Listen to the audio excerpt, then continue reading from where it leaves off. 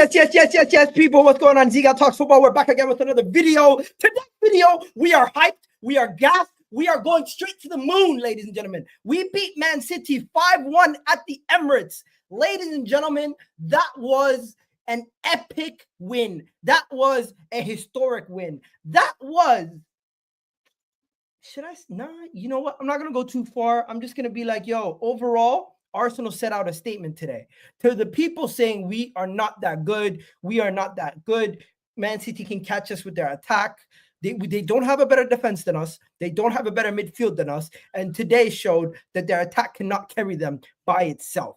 We went out there and we absolutely walloped Manchester City. We showed them who's boss from minute one. I got to give David Raya credit, though. In that first half, he really kept us in the game. But from the first minute, you had Declan Rice, Trossard, Martin Odegaard, and Kai Havertz in and around their box, frustrating their defenders. They couldn't even keep themselves together. They look scared. Man City looks scared of Arsenal today. And I am not making a joke when I say that. They genuinely looked like they were afraid to make a mistake. They were afraid. They didn't know what they were going to do next. They didn't know what was coming next. And they genuinely were the inferior team. Me and Dayo were on the show yesterday. And we said to them, we're not scared of you. We are not scared of you. We are no longer inferior to you. We look at you as... Where is Vader? Where is Vader?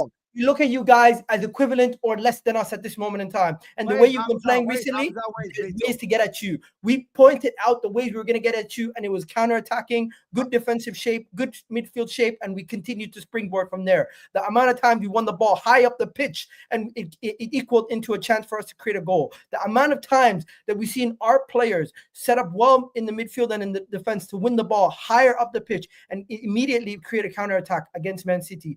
Erling Haaland, in that first half, he had 6 touches. Yes, he scored his goal, fair play, but we neutralized Erling Haaland for majority of the game. We neutralized Phil Foden. He doesn't show up in these kind of games. Even De Bruyne no longer sees them. And my last thing, Myles Lewis-Skelly to score his first Premier League goal, his first Arsenal goal in a game of this magnitude, and to come out there and have the balls of steals to go and steal Erling Haaland's chain and do his celebration in front of him.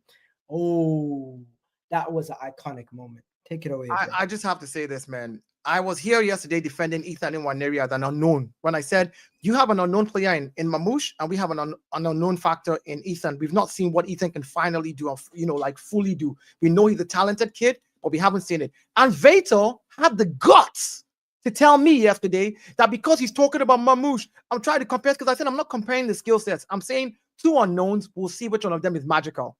Please, who was magical today? Ooh, you were right. You were right. Who was magical today? You did mention Ethan and Mamouche in the same. I did mention Ethan yesterday, and I said you have Mamouche, who's an unknown, who can actually do us damage because we don't know him. We don't know what he's capable of. He can actually harm us in a really. And I said this. I said, but we also have Ethan, who you guys don't know very, very well yet. And they made all this noise, and you heard him yesterday saying, "Oh, why are you comparing?" Hamza was like, "You're comparing." I said, "I'm not comparing skill sets. I'm just talking about 2, unknown players in the squad right now who can literally probably do something, and we'll see which of them does something." And who did today? Who did? I called this out yesterday, and this is why when I told City, I said I respect you, but I'm no longer afraid of you. I'm no longer afraid of you. I said that yesterday, and what's his name?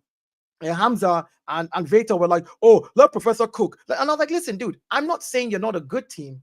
I'm not saying I don't have respect for you. You still have the best manager and some of the best players in the world on your team. You do. No disrespect. You still do have them, but they may not be firing on all cylinders. And secondly, they may not be as hungry as this Arsenal team is. And here's the thing again. Just because yes, we can make a case now for a striker. We've been talking about this ever since. We need a striker. We need a striker. We need a striker.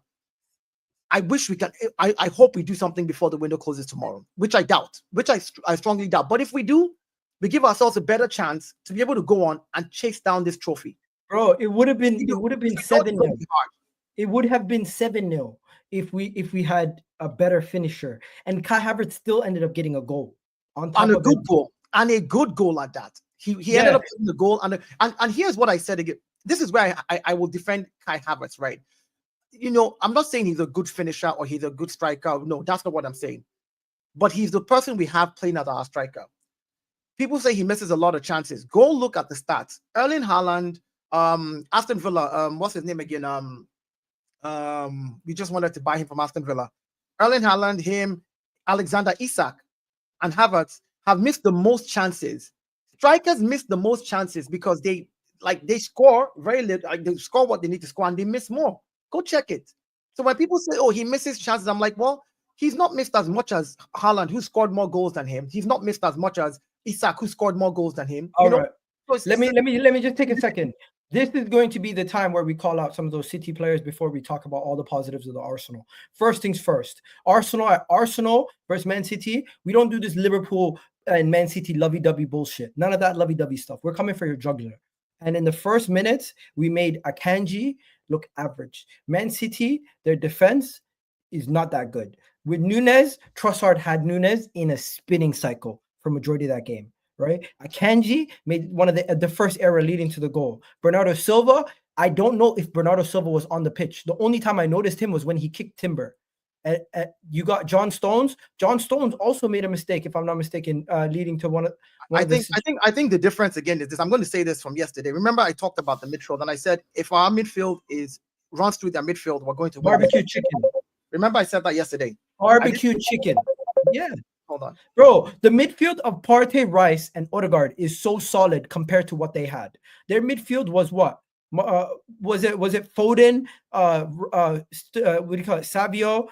No, what was it? Foden, Savio, and Bernardo Silva and Kovacic. That's your midfield. Those four are gonna get ran through, and you're not gonna have enough of the ball to be able to bully us. This game, like I said, look, see, the game was won in the midfield. I think Thomas Partey today had an immense game. Declan Rice had an immense game today. Very quietly, just collecting the first balls. Quietly, just collecting the first ball. Like a lot of times, you watch the game and you don't see what these players are doing off the ball. I could criticize Havertz for missing that first goal, but again, here's the thing about strikers, and he's not a striker. Here's what I say: Havertz is not a striker. The fact that he's missing goals. Because he's not a striker, I understand that we need a striker. You understand? So when he misses it, I'm not hard on him because he's not a striker. It's just annoying that he's the one playing for us up front. But then when he does click, he clicks, So the thing about today's game was City in the midfield struggled. They struggled in the midfield. And I'm not going to use that to beat them over the head. They needed firepower in the midfield. But instead, they got Omar Mamouche and they got defenders in January. We haven't even gone and bought what we need, which is what is even annoying me right now. But let's leave that for the negative. All right, let's start from the beginning. We just blew away the reigning champions of the league and with an outstanding performance. The first thing we need to speak about is in 1 minute and 3 seconds, Kai Havertz squares the ball to Martin Odegaard and we get the ball in the back of the net. I think that goal is all down to Declan Rice. Declan Rice winning the ball and making the pass immediately sets up the goal. If it wasn't for Declan Rice thinking quick, we would not have gotten that goal. You got to give Declan Rice a lot of the credit. Kai Havertz, he lacks confidence. We could say that, but today in a game where you're playing against City, he had a goal and an assist. So I don't want listen. No, but I'm giving him credit. I'm giving him credit for finding the better chance. I'm even talking about the very unselfish Arsenal fans that want to try and criticize him. Erling Haaland in the first half touched the ball 3 times. In the second half, right? Erling Haaland touched the ball how many times, but scored a goal. No, you don't see City fans saying Erling Haaland did not get involved in the game, but he scored a goal eventually. Bottom line is, after 90 minutes, you can criticize the player for the bad they've done, but if they rectified it in the game, there's no need for that criticism anymore. You can be like objectively say, now you realize in the goal he scored the second time was no different from the first goal where he could have done the same thing, played it to the left, bottom corner, top corner, dinked the goalkeeper. But he did, his confidence is low, but he did very well today. Overall, he did well. So I just don't want to hear it. And this is why sometimes Arsenal fans upset me. We go ahead and we rectify mistakes in the game. They want us to be 100% perfect. That's not possible.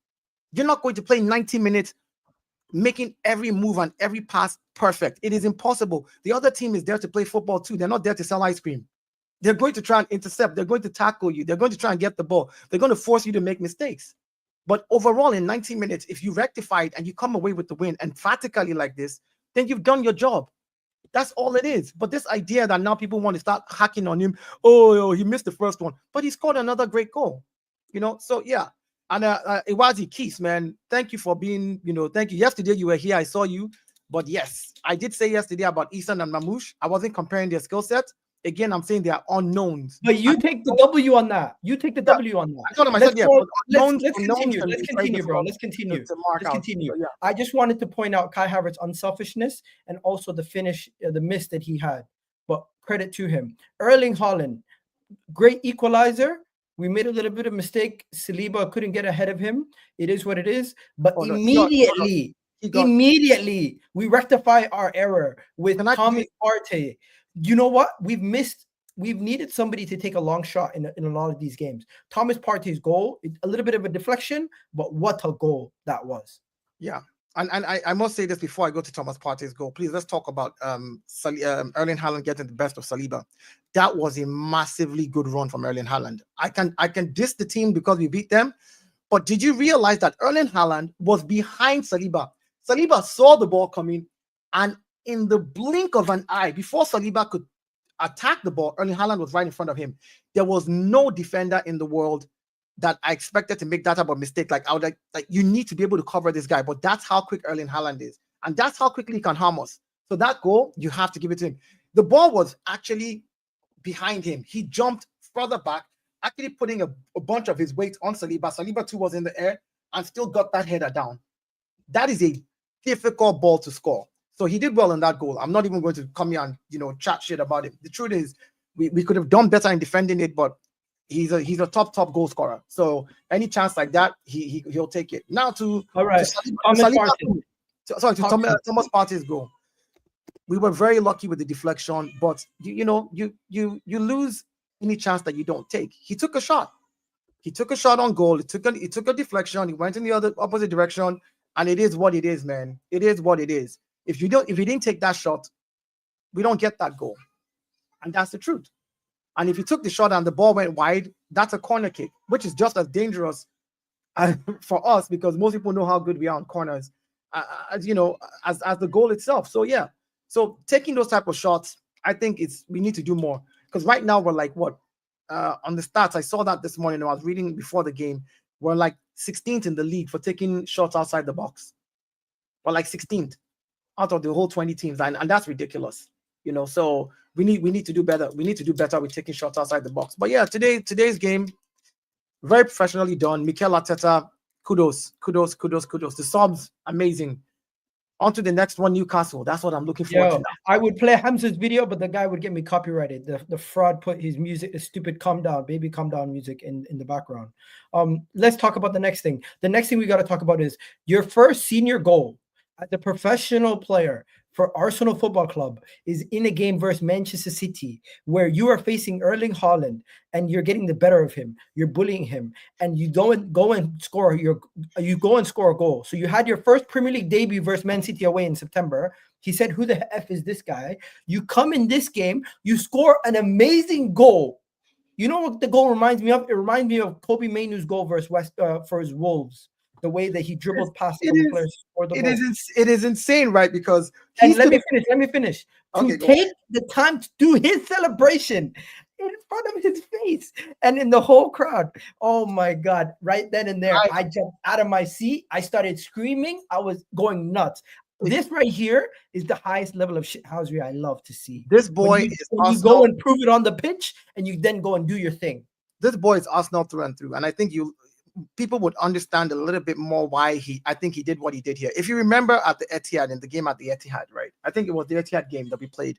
I think Lewis-Skelly played, and at the end where he stood up to Erling Haaland, and then that's where they got into that rough. Gabriel came to assist and like, yo man, stay away from my boy, yeah. And he was like, who is this kid here, Haaland? Yeah, yeah, exactly. Like saying that. So I think this is where sometimes, man, you have to back yourself if you know that you're talented. This kid is like, I'm gonna get a chance to dunk on your head one day, and I'll never forget it. And when he got the chance today, he did.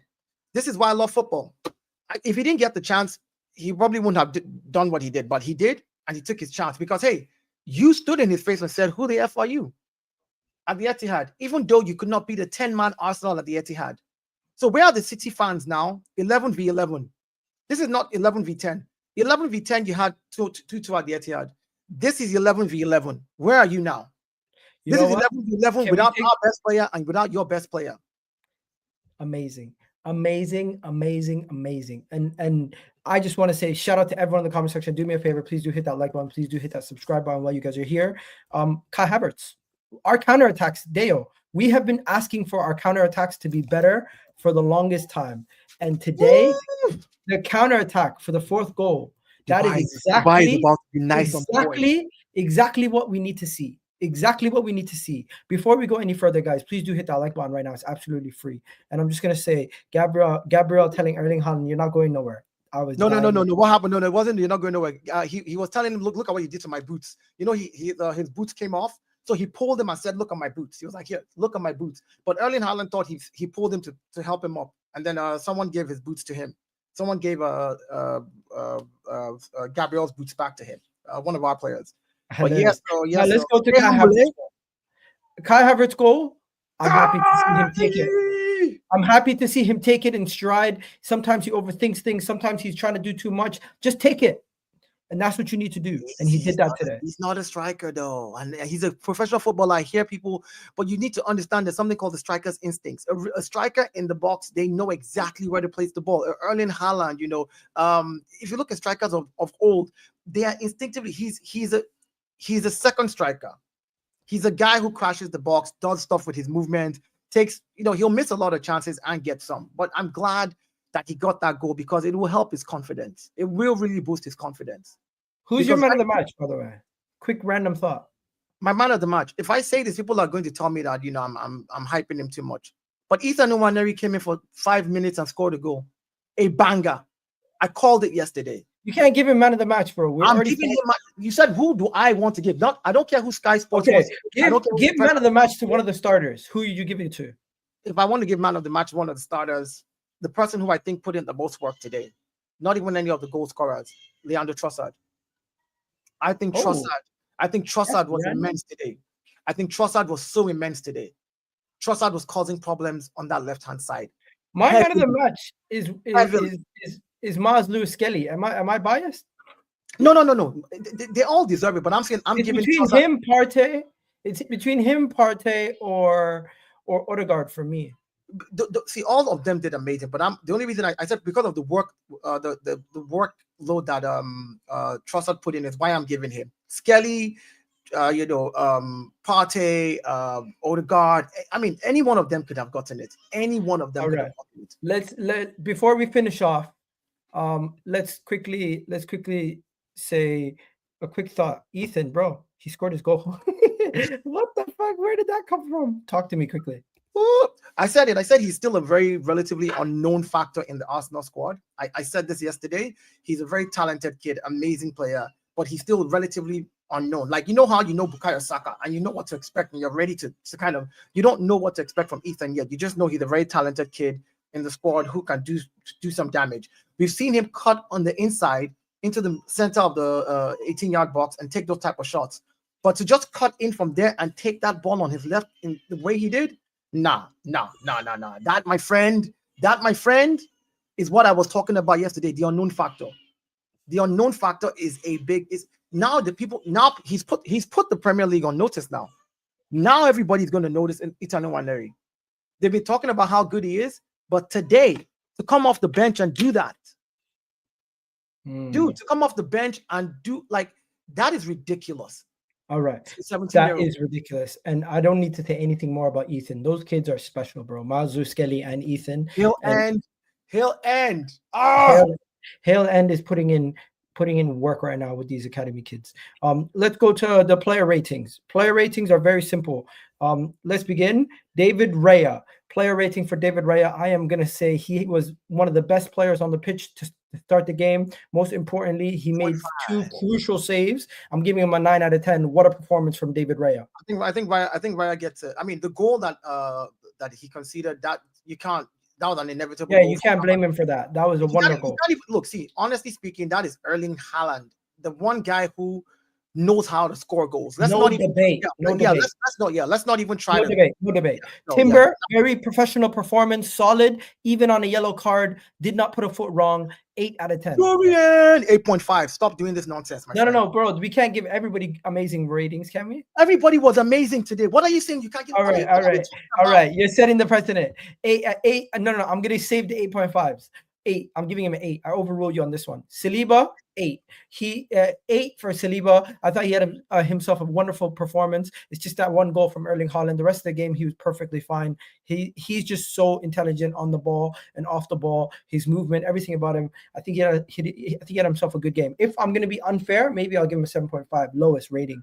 William Saliba, 7.5. What do you say? I would say Saliba 8. I think the whole back four, barring Myles Lewis-Skelly, who I would give an 8.5 because he's no. Myles Lewis-Skelly is getting more than that, but Gabriel's getting an 8. I think Gabriel is getting an 8.5. His performance today, amazing. Refused to completely ever get 1 second away from Erling Haaland. He was amazing. You got to give him an 8.5. Myles Lewis-Skelly though. Myles Lewis-Skelly today, he gets a 9, bro. He gets a 9.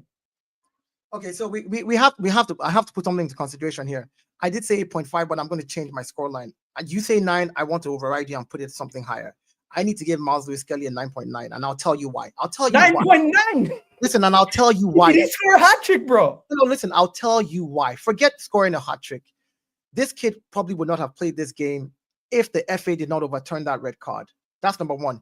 The fact that he spent the whole week knowing that he didn't deserve a red card, waiting to see if it was going to be overturned, the emotional turmoil that he's probably been through this entire week with training for an 18-year-old to come into this game, defend the way he defended, take it in his strides to go score a goal as well, and dunk on Erling Haaland's head after what happened at the Etihad. I'm giving him extra points for all the shithousery as well. So I'll give him an 8.5 and an extra 1.4 for the shithousery. 1.4 for the shithousery, yes. Add that to it. That's how we get the 9.9. So 8.5 for performance, 1.4 for shithousery. He deserves it. Michael Oliver, you absolute prick. You tried to rob us of this Myles Lewis-Skelly masterclass. It was an absolute. Imagine if that had happened. If that red card had stood, which we know was not a red card, this kid would not have played today. The game probably would have been different. It probably would have been different.